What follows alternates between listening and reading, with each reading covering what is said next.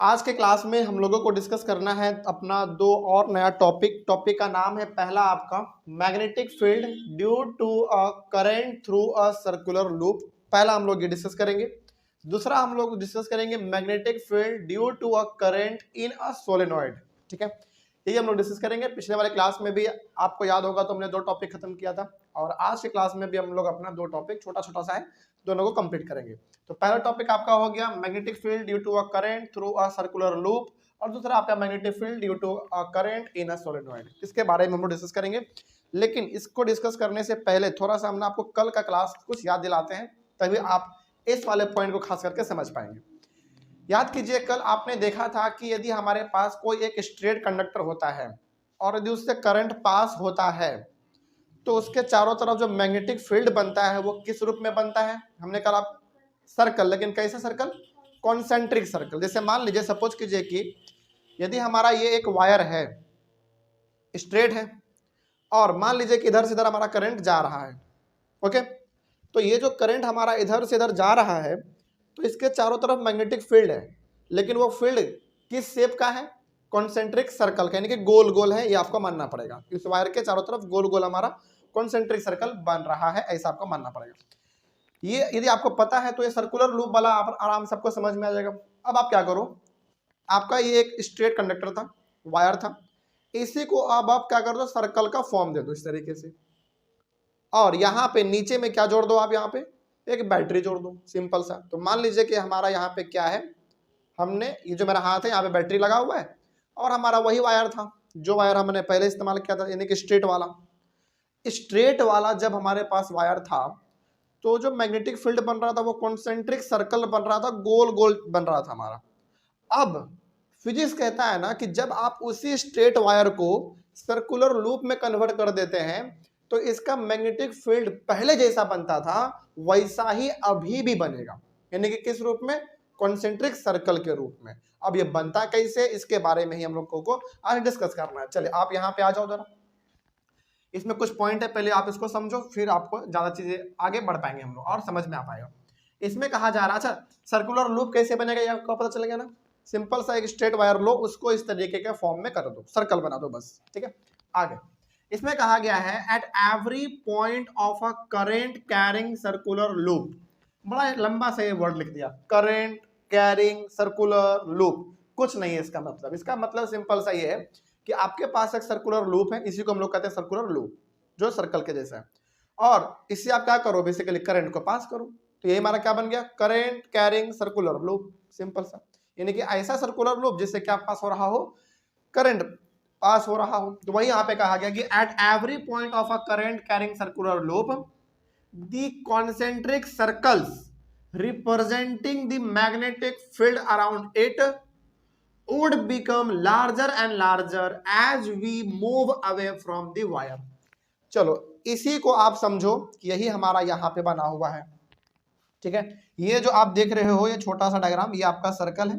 हालांकि यहाँ पे मेरे द्वारा डायग्राम छोटा सा बनाया गया है, लेकिन इसी डायग्राम को देख कर आप लोग कंपास का इस्तेमाल करके थोड़ा सा अपने कॉपी में बड़ा बनाइएगा।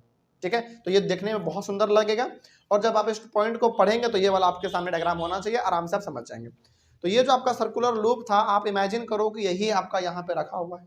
ठीक है, अब हमने क्या किया है, मैग्नेटिक फील्ड दो जगह पे शो किया है, एक यहाँ पे किया है और एक यहाँ पे किया है। हालांकि याद कीजिए, हमने आपको मैथ में एक चैप्टर पढ़ाया था सर्कल। सर्कल जो बनता है ना वो बहुत सारे पॉइंट को जोड़ जोड़ के बनता है। तो इसका मतलब इसमें पॉइंट तो हमारे बहुत सारे हैं, तो जितने पॉइंट होंगे उतने पॉइंट पर मैग्नेटिक फील्ड बन रहा होगा। जैसे मान लीजिए यदि मेरा ये स्ट्रेट वायर है तो इसके पास बहुत सारे पॉइंट है, यहां से लेकर यहां तक इसके पास बहुत सारा पॉइंट है। तो हर पॉइंट पे क्या बनेगा?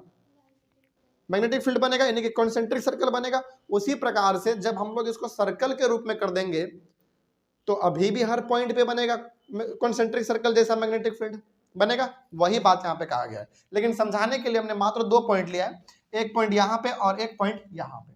तो देखो जरा ध्यान से, इसके चारों तरफ जो मैग्नेटिक फील्ड बनेगा वो बिल्कुल गोल बनेगा, इस तरीके से।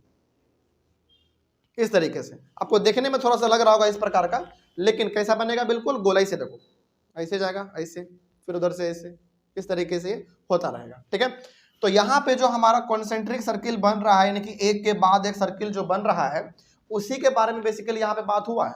क्या हुआ है जरा देखो, the concentric circles representing the magnetic field around it. ये जो कॉन्सेंट्रिक सर्कल है ये क्या रिप्रेजेंट कर रहा है?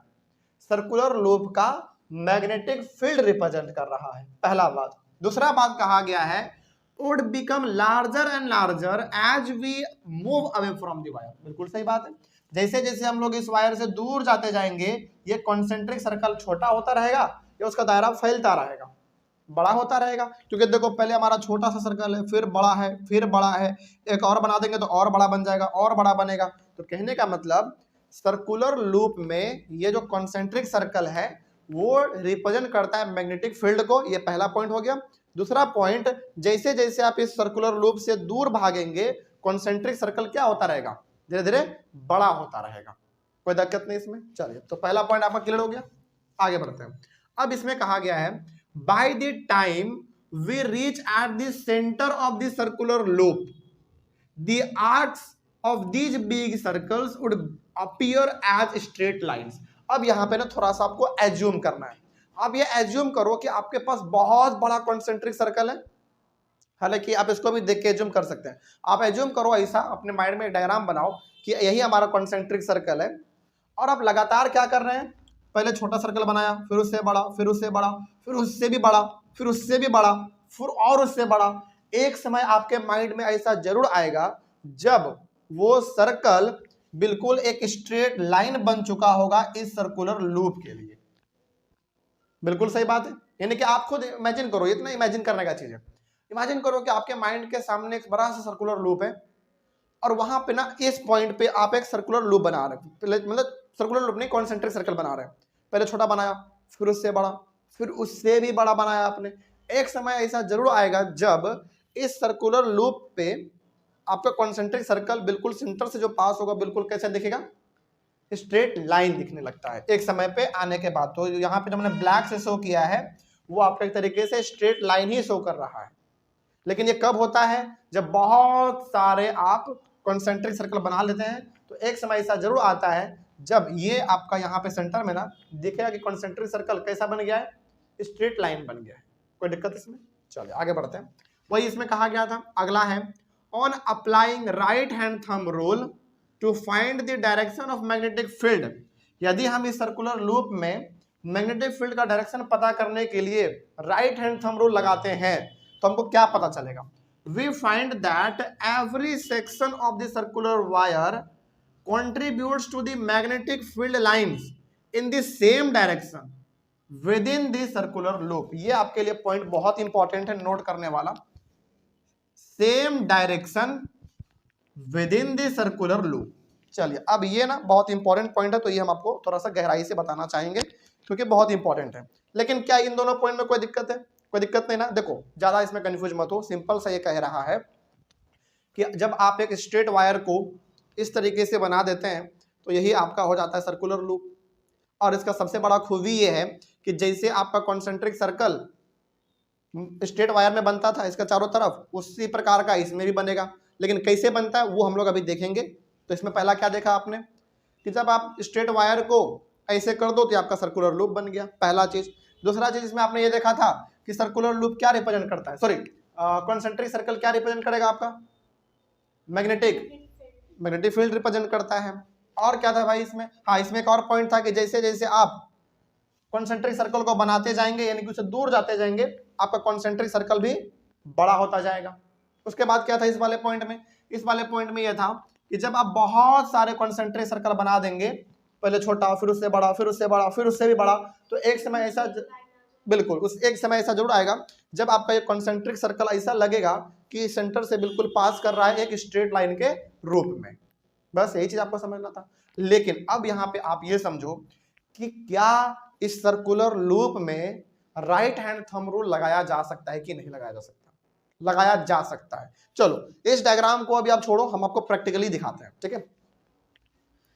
आपने अभी एज्यूम क्या किया था कि ये हमारा सर्कुलर लूप है और यहाँ पे नीचे में यहाँ पे एक बैटरी लगा हुआ है, ठीक है। चलो मान लो कि ये हमारा हाथ ही बैटरी है, यानी कि मेरा हाथ बैटरी है और बैटरी है जिसमें करंट पास हो रहा है। अब मान लीजिए कि आपका करंट, बहुत ध्यान से समझिएगा इसको, ठीक है। मानो इस तरीके से रखते, कोई दिक्कत नहीं होगा, सर्कुलर लूप ही है आपका। चलो, ये हमारा बैटरी है। सिंपली आप ये समझो कि करंट इसमें पास हो रहा है। हमने कहा कि करंट इधर से फ्लो हो रहा है, तो करंट यदि हमारा इधर से फ्लो हो रहा है तो हमको ये अंगूठा किधर रखना पड़ेगा? उधर की ओर, ऐसे। बिल्कुल सही बात है। यानी कि यदि करंट जिधर बहता है, करंट का डायरेक्शन जिधर रहता है उधर ही हमारा अंगूठा रहता है। तो हमने कहा कि करंट हमारा इधर से निकला, ऐसे जा रहा है, तो इधर जा रहा है करंट, तो अंगूठा हमको ऐसे रखना पड़ेगा राइट हैंड लगाने के लिए। अब मैग्नेटिक फील्ड का डायरेक्शन देखो, ऐसे है। आप इसको रैप करोगे,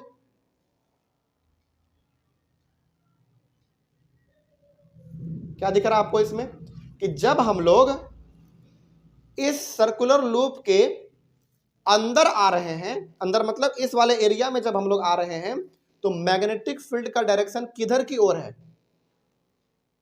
ऊपर की ओर। फिर से देखो आप, अभी तो हमारा हाथ बाहर में है, सर्कुलर लूप के बिल्कुल बाहर है, लेकिन जैसे जैसे हम इसको रैप करेंगे तो हमारा ये चारों उंगली इस सर्कुलर लूप के अंदर आएगा, और जैसे ही अंदर आता है तो मैग्नेटिक फील्ड का डायरेक्शन किधर की ओर हो जाएगा?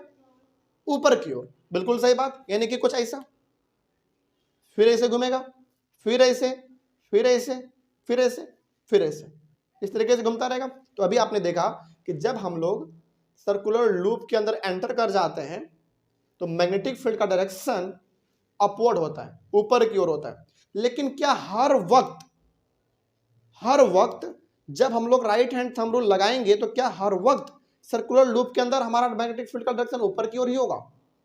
बिल्कुल हर वक्त होगा। चलो और पता करते हैं। जैसे देखो, अभी हमने पता किया, तो जैसे हमारा ये चारों उंगली सर्कुलर लूप के अंदर एंटर किया, वहां पे हमको दिख रहा है कि मैग्नेटिक फील्ड का डायरेक्शन किधर की ओर है? ऊपर की ओर। ऐसे करेंगे तो ऊपर की ओर जाएगा। अब यहाँ पे फर्क करके देख लेते हैं। अब करंट हमारा इधर से जा रहा था ऐसे, तो अंगूठा कैसे? ऐसे, यानी कि करंट इधर जा रहा है तो अंगूठा इधर रहेगा। अब देखो, फिर से ध्यान से देखना, अभी बाहर है हमारा उंगली, सर्कुलर लूप के बाहर है। अब धीरे धीरे एंटर हो रहा है। जब यहां पे भी एंटर हुआ तो मैग्नेटिक फील्ड का डायरेक्शन किधर की ओर हुआ? तो देखो मेरा उंगली ये वाला ऊपर की ओर हो रहा है, यहां पे भी ऊपर की ओर हुआ।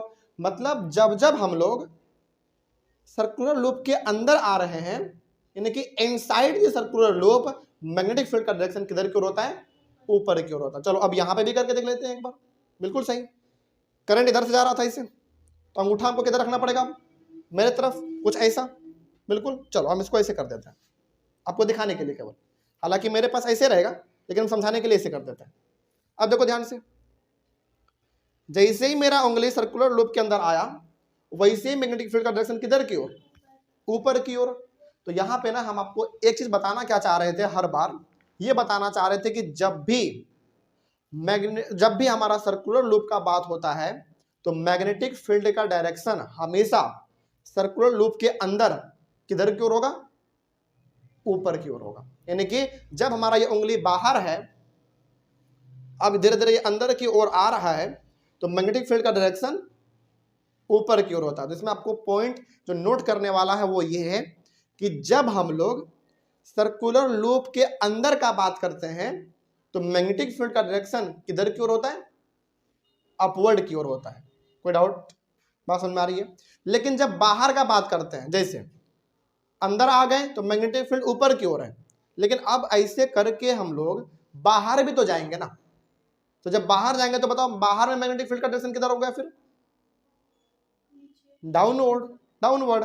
तो यहां पे आपको 2 पॉइंट नोट करना है। पहला ये कि जब भी बात होता है सर्कुलर लूप के अंदर का, तो मैग्नेटिक फील्ड का डायरेक्शन किधर की ओर? अपवर्ड की ओर। लेकिन जब भी बात होगा सर्कुलर लूप के बाहर का, तो मैग्नेटिक फील्ड का डायरेक्शन डाउनवर्ड की ओर। आप एक बार फिर से देख लो, फिर से देखना बहुत ध्यान से। अभी हमारा इसे है, धीरे धीरे हम अंदर आ रहे हैं। अब अंदर आए तो हमारा उंगली ऐसे जाएगा ऊपर, इस तरीके से देखो क्या। तो जब हम लोग सर्कुलर लूप के अंदर आ गए, ये मेरा उंगली अभी किधर है? सर्कुलर लूप के अंदर है। तो जब भी अंदर आ गए तो मैग्नेटिक फील्ड का डायरेक्शन किधर की ओर दिख रहा है आपको? ऊपर की ओर दिख रहा है। लेकिन उंगली घुमाने के साथ साथ हमको बाहर भी तो जाना है ना। तो एक समय ऐसा आएगा जब मेरा उंगली इस तरीके से बाहर की ओर जाने लगेगा, ऐसे। तो जब बाहर की ओर हम जाएंगे तो मैग्नेटिक फील्ड का डायरेक्शन किधर की ओर होगा? ऐसे नीचे की ओर होगा, डाउनवर्ड। तो चलिए अब आपने यहाँ पे 2 पॉइंट क्या समझा। पहला समराइज कर देते हैं, बहुत इंपॉर्टेंट है। पहला ये कि सर्कुलर लूप के अंदर मैग्नेटिक फील्ड का डायरेक्शन, बहुत ध्यान से समझना है ना, कई बार एग्जाम में पूछा जाता है, क्वेश्चन के रूप में आ जाएगा, याद रखना। सर्कुलर लूप के अंदर मैग्नेटिक फील्ड का डायरेक्शन अपवर्ड की ओर होगा, लेकिन सर्कुलर लूप के बाहर मैग्नेटिक फील्ड का डायरेक्शन डाउनवर्ड की ओर होगा। तभी तो इसे घूमता रहेगा, इस तरीके से चलता रहेगा। तो वही डायग्राम हमने यहाँ पे शो किया था आपके सामने। देखो ध्यान से, यदि इस डायग्राम को आप थोड़ा सा समझना चाहते हैं तो समझा सकते हैं, बड़ा सिंपल है। देखो ये बताओ, ये तो आपका सर्कुलर लूप है, ये 1 2 3 जो आपको एरो दिख रहा है, ये सर्कुलर लूप के अंदर है या बाहर है? अंदर है। तो डायरेक्शन किधर की ओर दिखा रहा है? ऊपर की ओर, जैसा हमने अभी बताया था। और ये तीनों बाहर है तो किधर दिखा रहा है? डाउनवर्ड। वही चीज इसमें भी है, ये हमारा अंदर है तो अपवर्ड दिखा रहा है, और ये हमारा नीचे है तो डाउनवर्ड दिखा रहा है। तो बस यही बात आपको इसमें समझना था। तो अब देखो यहाँ पे क्या लिखा था, कहा गया हमारा, हाँ, on applying right hand thumb rule to find the direction of magnetic field, we find that every section of the circular wire contributes to the magnetic field lines in the same direction within the circular loop। यानी कि circular loop के अंदर जो magnetic field का direction होगा वो same direction में होता है। वो भी कौन सा डायरेक्शन? अपवर्ड या डाउनवर्ड? अपवर्ड, लेकिन सर्कुलर लूप के अंदर। और यदि सर्कुलर लूप के बाहर का बात करेंगे तो डाउनवर्ड। तो अभी तो सेम डायरेक्शन ही है लेकिन डाउनवर्ड। ठीक है, चलिए इसमें तो कोई दिक्कत नहीं होगा ना, बात समझ में आई है। और ज्यादातर जो आपको इस चैप्टर में कंफ्यूजन होना था वो इसी टॉपिक में होना था, क्योंकि सर्कुलर लूप बहुतों को समझ में नहीं आता है। समझ में आया अब आपको? सिंपली देखो, बहुत कुछ इसमें याद ना रहे ना, तो सिंपल आप क्या करो, एक वायर को उठाओ, इमेजिन कर लो कि मेरा हाथ बैटरी है, सिंपल सा। इमेजिन कर लो कि हमारा करंट इधर से इधर बह रहा है, आप हाथ ऐसे रख दो, right hand thumb rule apply करो। अभी हमारा उंगली बाहर है, सर्कुलर लूप के बाहर है, इसको ऐसे रैप करो। आप देखोगे कि जैसे हमारा उंगली इस सर्कुलर लूप के अंदर एंटर किया इस तरीके से, मैग्नेटिक फील्ड हमारा किधर जाएगा? नीचे से ऊपर, यानी कि अपवर्ड की ओर। और जैसे ही वो इस तरीके से होते हुए बाहर आएगा इसे, तो डाउनवर्ड जाएगा। तो सर्कुलर लूप के अंदर अपवर्ड होता है और सर्कुलर लूप के अंदर, सर्कुलर लूप के बाहर डाउनवर्ड होता है। बस यही चीज था इसमें समझने के लिए। चलिए अब हम, मेरे हिसाब से आपको सर्कुलर लूप समझ में आ गया। और ये डायग्राम आप कोशिश कीजिएगा कि थोड़ा सा बड़ा बनाए। ठीक है, मेरे पास स्पेस नहीं था इसलिए हमने इतना छोटा बनाया है। अब आगे बढ़िए। अब इसमें जो एक पॉइंट आपको याद रखना है, ये भी कई बार पूछा जाता है कि सर्कुलर लूप में जो मैग्नेटिक फील्ड है, सर्कुलर लूप में जो मैग्नेटिक फील्ड है उसका स्ट्रेंथ किन किन बातों पे डिपेंड करेगा। चलिए उसको भी देख लो आप, बड़ा सिंपल है, 3 पॉइंट लिखा हुआ है, बहुत देखिए ध्यान से।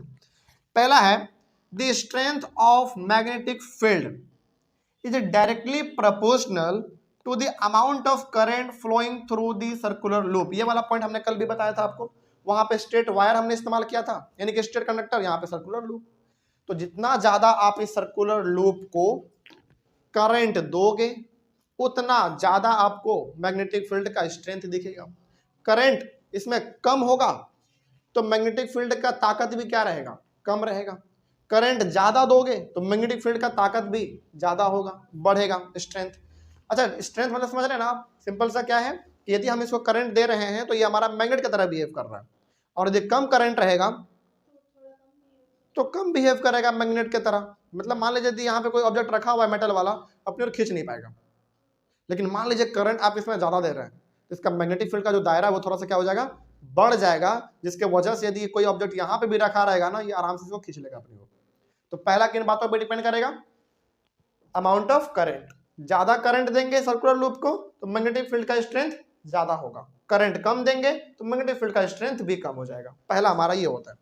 तो ये मतलब ये डायरेक्टली प्रोपोर्शनल था। दूसरा क्या देखो, the strength of magnetic field is inversely proportional to the distance from the circular loop. ये भी कल हमने बताया था आपको। इसमें क्या है? इसमें यह है कि जितना ज्यादा आप इस सर्कुलर लूप से दूर जाएंगे मैग्नेटिक फील्ड का स्ट्रेंथ घटता जाएगा। इसमें बढ़ क्या रहा है आपका? बताओ। डिस्टेंस बढ़ रहा है, लेकिन घट क्या रहा है आपका? मैग्नेट का, मतलब कि मैग्नेटिक फील्ड का स्ट्रेंथ घट रहा है। तो ये हमारा इन्वर्सली हो गया, जिसमें एक चीज बढ़ रहा था तो एक चीज घट रहा है। तो पहला करंट इसमें डायरेक्टली प्रोपोर्शनल होता है, लेकिन इनवर्सली क्या प्रोपोर्शन होता है, डिस्टेंस। ठीक है, कोई दिक्कत नहीं इसमें। चलिए आगे बढ़ते हैं। सिंपल सा है कि जितना आप इससे दूर जाओगे मैग्नेटिक फील्ड का स्ट्रेंथ घटता चला जाएगा, यही हमारा इनवर्सली है। आगे तीसरा है the strength of magnetic field is directly, ये डायरेक्टली है, directly proportional to the number of circular turns. Number of circular turns का मतलब यहां पे आप ये समझो, जैसे मान लो हमारे पास अभी मात्र सिंगल वायर है, सिंगल वायर है, मेरे पास यदि 10 वायर और होगा ऐसा ऐसा गोल गोल, तो बताओ मैग्नेटिक फील्ड का स्ट्रेंथ कमेगा या घटेगा, बढ़ेगा। ऑब्वियस ही बात है, यदि मेरे पास एक सिंगल वायर है तो ऑब्वियस ही बात है इसका स्ट्रेंथ बहुत कम रहेगा, मैग्नेटिक फील्ड का इसका स्ट्रेंथ बहुत कम रहेगा। लेकिन यदि मेरे हाथ में ऐसा ऐसा वायर 10 गो आ जाए तो सबका मैग्नेटिक फील्ड आपस में मिलेगा और बहुत ही मजबूत स्ट्रेंथ उसका बन जाएगा। तो किस पे भी डिपेंड करता है ये नंबर ऑफ सर्कुलर टर्न पे भी डिपेंड करता है, यानी कि कितने आपके पास कॉइल हैं, सर्कुलर लूप कितने हैं, उस पर डिपेंड करेगा। तो 3 बात आपको इसमें ध्यान रखना है कि सर्कुलर लूप में जो मैग्नेटिक फील्ड होता है उसका स्ट्रेंथ 3 बातों पे डिपेंड करेगा। पहला ये कि जितना ज्यादा करंट देंगे उतना ज्यादा आपके मैग्नेटिक फील्ड का स्ट्रेंथ बढ़ेगा, पहला ये हो गया हमारा। दूसरा ये था कि जितना ज्यादा आप सर्कुलर लूप से दूर भागेंगे उसका स्ट्रेंथ कम होता जाएगा। तीसरा ये था कि जितना ज्यादा आपके पास ये नंबर ऑफ कॉइल्स होंगे, मतलब कि सर्कुलर लूप आपके पास जितना होगा, नंबर ऑफ टर्म्स मतलब सर्कुलर टर्म्स जितने होंगे आपके पास, उतना ज्यादा मैग्नेटिक फील्ड का स्ट्रेंथ बढ़ेगा। सिंपल, कोई डाउट नहीं ना इसमें। चलिए आगे बढ़ते हैं। तो क्या ये तीनों पॉइंट क्लियर? इस तरीके से आपका सर्कुलर लूप भी कंप्लीट हो गया, इसमें इसके अलावा कुछ नहीं था। आगे बढ़ते हैं। हाँ, आपको हम ये बार बार बता रहे हैं कि ये डायग्राम थोड़ा सा बड़ा बनाइएगा ताकि आपको रिवीजन के वक्त ना आसानी हो जाए। और यदि मान लीजिए इसमें आप फंस जाए तो सिंपली एक वायर उठाना, राइट हैंड थंब रूल लगा लेना, आपको पता चल जाएगा। ठीक है, चलिए अगला है हमारा topic magnetic field due to a current in a solenoid. अब ये सोलेनॉइड होता क्या है, चलिए इसका ना पहले हम डायग्राम बना देते हैं, आपके सामने बना हुआ नहीं है, डायग्राम बनाते हैं, उसके बाद फिर आपको समझाते हैं कि ये होता क्या है। देखो ये ना कुछ इस प्रकार का बनता है।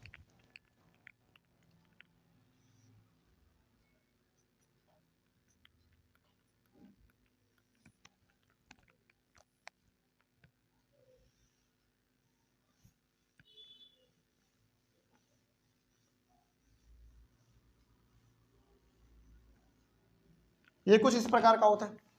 ठीक है, अब ये भी इतना आसान नहीं है, इसमें कुछ और बातें भी हैं जो कि आपको ध्यान में रखने हैं। वो ये है,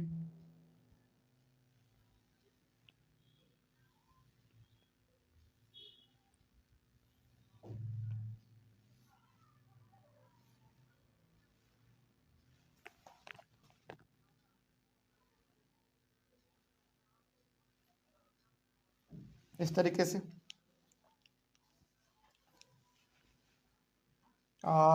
इसमें एक चीज और आप लिख लो।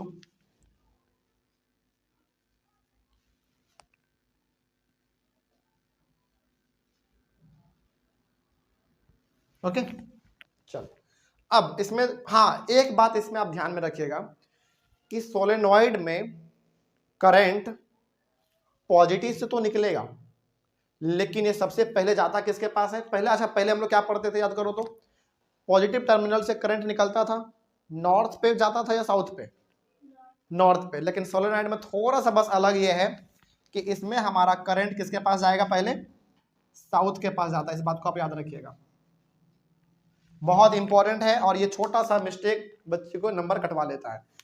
ध्यान में रखिएगा, भले ही हमारा करंट सोलेनॉइड में पॉजिटिव टर्मिनल ये है तो यहां से निकलेगा ऐसे जाएगा, बिल्कुल सही बात है। लेकिन इस वाले में थोड़ा सा केस केवल ये अलग हो जाता है कि इसमें करंट निकल के किस तरफ जाता है, पहले साउथ के तरफ जाता है, यानी कि ये हो गया इसका साउथ पोल और ये हो गया इसका नॉर्थ पोल। ठीक है, यही इसका थोड़ा सा बस डिफरेंस है। आप अपने बुक में देखोगे तो वहां पे भी आपको ये चीज दिख जाएगा। ठीक है ना, चलिए यही है आपका सोलेनॉइड। अब ये काम कैसे करता है, ये है क्या, इसका प्रॉपर्टी क्या है, खासियत क्या है, अब इसके बारे में थोड़ा सा और बातें कर लेते हैं थोड़ा, लेकिन यही आपका मेन सोलेनॉइड है। अब इसमें आ जाओ क्या लिखा हुआ है। पहले तो सोलेनॉइड का डेफिनेशन है basically a coil of many circular turns of insulated copper wire wrapped closely in the shape of a cylinder is called a solenoid। Simply आप क्या करो, इस प्रकार का इसमें कहा जा रहा है, जैसे देखो आप क्या करो, इसको ना जैसे मान लो ये हमारा वायर यहाँ पे एक है, इसको इस तरीके से मोड़ते जाओ जैसे हमने किया है। आप यहाँ पे भी देखो एक बार और एक बार वहां पे भी देखते जाओ, क्या हमने ऐसा ही कुछ किया है कि नहीं? बिल्कुल हमने ऐसा ही कुछ किया है। थोड़ा सा 1 मिनट रुक जाओ, बस इसको बेहतर तरीके से कर देते हैं, फिर आप ज्यादा समझ पाओगे। चलो, अब ये हमारा बिल्कुल एक सोलेनॉइड की तरह बिहेव कर रहा है जैसे हमने इसमें बनाया है। 2 वायर आपको दिख रहा है इसमें, एक ये वाला और एक ये वाला। बिल्कुल 2 वायर भी आपको यहाँ पे दिख रहा होगा, एक ये वाला और एक ये वाला, पॉजिटिव और नेगेटिव। तो जब हम लोग एक इंसुलेटेड कॉपर वायर, इंसुलेटेड का मतलब समझते हैं क्या होता है? हाँ, अच्छा एक बात बताओ, चलो एक बात है, इसको आप ऐसे समझो। आपने ना कभी गौर किया होगा कि ये जो हमारा वायर है ना, कई बार ये वायर सिंपली ऐसा भी मिलता है ना, लेकिन जब हम लोग इसको इस्तेमाल करते हैं तो उसके ऊपर पहले छिलते हैं, उसको खुरचते हैं, तब जाकर उसका इस्तेमाल करते हैं। उसी को हम लोग कहते हैं इंसुलेटेड कॉपर वायर। चलो कोई बात नहीं, आप उसको समझ में नहीं आ रहा, सिंपली आप इसको ऐसे भी समझो। आपका ये वायर है, जब आप इसको लगातार गोल गोल घुमा देते हैं और इसको आप एक बैटरी से क्या कर देते हैं, कनेक्ट कर देते हैं, तो यही है आपका सोलेनॉइड, सिंपल। और ये बिल्कुल मैग्नेट की तरह बिहेव करेगा, लेकिन शर्त है कि आपको इसके लिए वो वाला इस्तेमाल करना पड़ता है वायर जो बेसिकली आपने, अच्छा कहीं पे आपने देखा होगा सर, आपको याद दिलाते हैं, किसी रेडियो में या फिर किसी साउंड बॉक्स में ना एक बड़ा ही पीला कलर का, डार्क ब्राउन कलर का एक वायर रहता है जो कि बहुत पतला रहता है, बहुत पतला। चलो आप उसको छोड़ो, आप इसको सिंपली बेस देखो, ये हमने छिल रखा है यहाँ पे, इसी में ना जंग लगा हुआ रहता है, ऊपर से जंग नहीं कह सकते उसको, एक तरीके से पेंट लगा रहता है।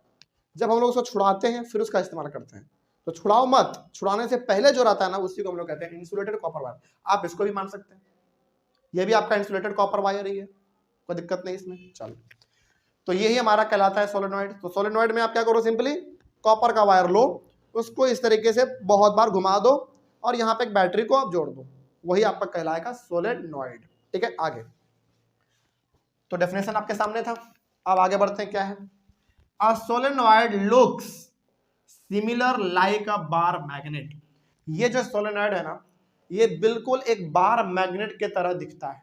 बार मैग्नेट यानी कि कुछ इस प्रकार का आपको दिखेगा, एक तरफ नॉर्थ पोल होगा तो एक तरफ साउथ पोल होगा। क्या उसी स्ट्रक्चर का है कि नहीं? थोड़ा सा लंबा है हमारा, और इसमें भी नॉर्थ पोल साउथ पोल होता है, उसमें भी नॉर्थ पोल साउथ पोल होता है। बस शर्त यह है कि इसमें हमारा नॉर्थ पोल से करंट पास करता है, उसमें साउथ पोल से करंट पास करेगा, और इसमें कोई बड़ा फर्क नहीं है। तो सोलेनॉइड किसके तरह दिखता है? एक बार मैग्नेट के तरह दिखता है। अब चूंकि बार मैग्नेट की तरह दिखता है तो सारा प्रॉपर्टी भी किसका होगा उसमें, बताओ? बार मैग्नेट का ही प्रॉपर्टी होगा। चलो खैर आगे देखते हैं। The magnetic field lines inside the solenoid are in the form of parallel straight lines। बिल्कुल सही बात है, इसको आप याद रखिएगा। सोलेनॉइड के अंदर यदि हम लोग बात करें, सोलेनॉइड के अंदर यदि बात करें तो अंदर आपको मैग्नेटिक फील्ड कैसा दिख रहा है? बिल्कुल एक पैरेलल स्ट्रेट लाइन दिख रहा है कि नहीं? हालांकि बाहर में ये इस तरीके से फैल जा रहा है, उधर भी फैल जा रहा है, लेकिन आप सोलेनॉइड के अंदर में देखो, यहां से लेकर यहां तक आप देखो तो ये बिल्कुल सीधा और सब पैरेलल लाइन आपको दिखेगा। तो याद रखेंगे, सोलेनॉइड के अंदर जो मैग्नेटिक फील्ड होते हैं हमारे, वो कैसा होगा? एकदम पैरेलल होगा और कैसा? स्ट्रेट लाइन होगा, बिल्कुल सीधा होगा। ठीक है, इस बात को आप याद रखेंगे। आगे, this indicates that the strength of magnetic field is same at all points inside the solenoid. अब आप इन सोलेनॉइड के अंदर का बात यदि करो, यहां से लेकर यहां तक का मैग्नेटिक फील्ड कैसा दिख रहा है आपको? मैग्नेटिक फील्ड लाइन कैसा दिख रहा है आपको? बिल्कुल पैरेलल, पैरेलल के साथ साथ स्ट्रेट भी दिख रहा है।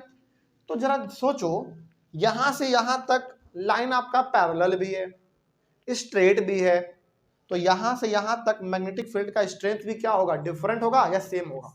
सेम होगा, बिल्कुल सेम होगा, क्योंकि पैरेलल का मतलब बराबर दूरी पे है और स्ट्रेट भी है।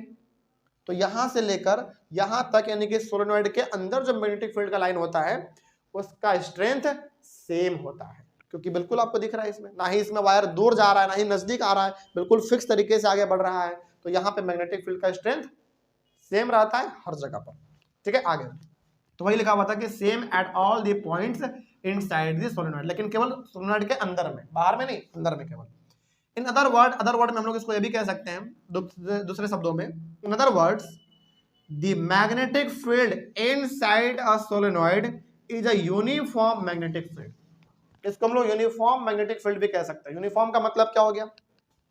एक समान, यानी कि सेम, बिल्कुल बराबर, यहां पे भी सेम, यहां हर पॉइंट पे सेम। इसी को आप चाहो तो क्या कह सकते हो? यूनिफॉर्म मैग्नेटिक फील्ड भी कह सकते हैं आप। यूनिफॉर्म मतलब घट रहा नहीं है, बढ़ भी नहीं रहा है, एकदम बराबर जा रहा है, इसी को हम लोग यूनिफॉर्म मैग्नेटिक फील्ड भी कहते हैं। या फिर आप इसको ये भी कह सकते हैं कि same at all the points inside the solenoid. तो सोलेनॉइड में जो 2-3 बातें आपको याद रखने हैं, वो पहला ये हो जाएगा कि जब आप एक कॉपर वायर को इस तरीके से गोल गोल लपेट देते हैं और यहाँ पे एक बैटरी आप कनेक्ट कर देते हैं, तो बिल्कुल आपका ये क्या बन चुका है? एक सोलेनॉइड बनकर तैयार हो गया है, कुछ इस प्रकार का ही। ठीक है, चलिए, ये आपका सोलेनॉइड बनके तैयार हो जाएगा। उसके बाद सोलेनॉइड बिल्कुल किसके तरह बिहेव करता है? एक बार मैग्नेट की तरह बिहेव करता है। और थोड़ा सा गहराई से इसको और देखेंगे आप तो आपको पता चलेगा कि सोलेनॉइड के अंदर जो मैग्नेटिक फील्ड का लाइन है वो बिल्कुल पैरेलल के साथ साथ स्ट्रेट लाइन भी होता है, जिसके वजह से मैग्नेटिक फील्ड का स्ट्रेंथ सोलेनॉइड के अंदर में हर पॉइंट पे सेम दिखता है हमको। इसको हम लोग दूसरे शब्दों में ये भी कह सकते हैं कि मैग्नेटिक फील्ड कैसा है? यूनिफॉर्म है, यानी कि एक समान है। बस यही था आपका सोलेनॉइड, और कोई इसमें खास बात है ही नहीं। बस इसमें आपको थोड़ा सा जो ध्यान में रखना है, वो इंपॉर्टेंट पॉइंट वो ये है कि करंट हमेशा इसमें साउथ पोल से नॉर्थ पोल जाता है। ठीक है, बस यही आपको इसमें एक यूनिक बात रखना था याद। कोई दिक्कत इसमें? अब चलिए, अब इसमें ना आगे बढ़ते हैं कि factors on which the strength of magnetic field of a solenoid depends. यानी कि मैग्नेटिक फील्ड जो हमारा है सोलेनॉइड का, उसका स्ट्रेंथ किन बातों पे डिपेंड करेगा? इसका स्ट्रेंथ भी इन्हीं 3 बातों पे डिपेंड करता है। तो यहाँ पे हमने जो खाली स्पेस छोड़ा है 3 पॉइंट लिखने के लिए छोड़ा है आपको, और आप इसमें लिखेंगे क्या? बताते हैं, यही तीनों पॉइंट लिखना है, बस थोड़ा सा आपको चेंज कर देना है। क्या चेंज कर देना है? देखो ध्यान से। पहला ऐसे लिखना है, the strength of magnetic field is directly proportional to the amount of current flowing through the circular loop. ना लिख के केवल क्या लिख देंगे? थ्रू द सोलेनॉइड लिख देंगे, बस। सर्कुलर, ये चूंकि किसका बात हमने किया था इसमें? सर्कुलर लूप का, इसलिए इसमें सर्कुलर लूप लिखा हुआ है। आप सब चीज सेम लिखेंगे, जहां पे सर्कुलर लूप दिख जाए वहां पे केवल क्या लिख देंगे? सोलेनॉइड लिख देंगे। पहला पॉइंट क्लियर। दूसरा क्या देखो, the strength of magnetic field is inversely proportional to the distance from the circular loop. ना लिख के through the from the solenoid लिख देंगे, सिंपल। ये भी आपका पॉइंट क्लियर। तीसरा है, the strength of magnetic field is directly proportional to the number of circular turns. ये सेम रहेगा, सर्कुलर टर्म्स वाला सेम रहेगा। अब इसको थोड़ा सा आप समझ लो, बड़ा सिंपल है ये। जब आप सर्कुलर मतलब जब आप सोलेनॉइड में करंट का मात्रा बढ़ाओगे, जैसा आपने इसमें देखा था ना, वही चीज में भी है। आप यहाँ पे क्या जोड़ो हो? आपने यहाँ पे बैटरी जोड़ा है, थोड़ा सा पावरफुल, मतलब ज्यादा पावरफुल बैटरी लगा देंगे, ज्यादा पावरफुल, तो करंट उसको क्या मिलेगा? ज्यादा मिलेगा। यदि करंट उसको ज्यादा मिल रहा है, इसका मतलब है कि मैग्नेटिक फील्ड का स्ट्रेंथ भी बढ़ रहा है। पहला ये हो गया हमारा। दूसरा ये हो गया कि जैसे जैसे आप इस सोलेनॉइड से दूर भागेंगे, इस मैग्नेटिक फील्ड का स्ट्रेंथ क्या होता रहेगा? घटता रहेगा, उसका प्रभाव आपको कम देखने को मिलेगा। और तीसरा ये था कि जितना ज्यादा आप इसमें ऐसा गोल बनाओगे सर्कुलर टर्न्स, ये तो अभी बहुत कम है, जितना ज्यादा ये सर्कुलर टर्न्स होगा गोल, उतना इसका मैग्नेटिक फील्ड का स्ट्रेंथ ज्यादा होगा। यानी कि यही 3 पॉइंट यहाँ पे भी लिखाएगा। बस इन दोनों पॉइंट शुरुआत में जो सर्कुलर लूप लिखा हुआ उसका जगह पे सोलेनॉइड लिख देना है, और लास्ट वाला आपको सेम रखना है। सर्कुलर टर्न्स इसमें भी होते हैं, सर्कुलर टर्न्स इसमें भी होते हैं। कोई दिक्कत इसमें? अब चलिए, अब सोलेनॉइड का हम लोग यूज कैसे करते हैं? यूज ऑफ सोलेनॉइड, इसको ना बेसिकली हम लोग इलेक्ट्रोमैग्नेट बनाने के लिए इस्तेमाल करते हैं। अब आप कुछ मत करो, सिंपल सा ये जो आपको दिख रहा है ना सोलेनॉइड, आप क्या करो, बस देखो ध्यान से। पहले इलेक्ट्रोमैग्नेट समझ लो होता क्या है। A strong magnetic field produced inside a solenoid can be used to magnetize a piece of magnetic material like soft iron when placed inside the coil. The magnet so formed is called an electromagnet. Simple सा आप इसको ऐसे समझो। ये आपका बिल्कुल अभी क्या है? सोलेनॉइड है, सर्कुलर टर्न्स वाला। बताओ तो जरा, इसके बीच में हमारा जगह खाली है कि नहीं? बिल्कुल खाली है। तो अब आप क्या करो, ये तो आपका एक सोलेनॉइड है सिंपल सा, यहाँ पे आपने बैटरी जोड़ दिया है तो ये आपका सोलेनॉइड है। अब आप क्या करो, इसके चारों तरफ क्या प्रोड्यूस हो गया होगा जरा बताओ, मैग्नेटिक फील्ड प्रोड्यूस हो गया होगा। अब उसी मैग्नेटिक फील्ड का हम लोग इस्तेमाल कर सकते हैं एक आयरन को मैग्नेटाइज करने के लिए। कहने का मतलब ये हो गया कि यदि हम इस खाली वाले जगह में एक इस प्रकार का सॉफ्ट आयरन डाल दे, सॉफ्ट आयरन मतलब सिंपली आयरन का मटेरियल सोचो, यदि हम लोग इस प्रकार का एक सॉफ्ट आयरन का मटेरियल डाल दे, इसे सिंपल समझो कि आयरन का एक छोटा सा रॉड बस ऐसा हमने डाल दिया और बैटरी कनेक्टेड रहने ही दो। अब ना ये आपका जो स्ट्रक्चर बन के तैयार हुआ है इसी को हम लोग कहते हैं इलेक्ट्रोमैग्नेट, और ये है आपका एक होम मेड मैग्नेट। बिल्कुल।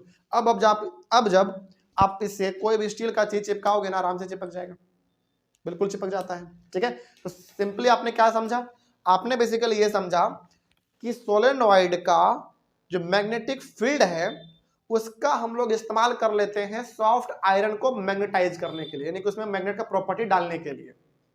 उसके लिए करना क्या पड़ेगा आपको, ये जो खाली स्पेस दिखता है सर्कुलर सोलेनॉइड में, इसमें आप एक सॉफ्ट आयरन ऐसे डाल दो, बैटरी यहाँ पे कनेक्ट कर दो, ये आपका क्या बन चुका है, एक इलेक्ट्रोमैग्नेट बन चुका, जो कि एक होम मेड मैग्नेट है, जो आपने घर पे बना लिया एक मैग्नेट, चुंबक, सिंपल।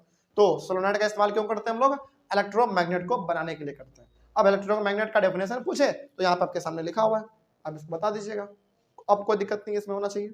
चलिए ऑनलाइन वाले बच्चे, सबसे पहले आप लोग इसका एक बार स्क्रीनशॉट लीजिए, स्क्रीनशॉट ले लीजिए और इसको अपने कॉपी में जरूर नोट कीजिएगा। खास करके ये डायग्राम और ये वाला डायग्राम दोनों बहुत इंपॉर्टेंट है, इसको थोड़ा सा बड़ा बनाएगा अपने कॉपी में स्पेस लेकर, तो देखने में अच्छा लगता है। ठीक है, और इलेक्ट्रोमैग्नेट कैसे बनता है पता चल गया।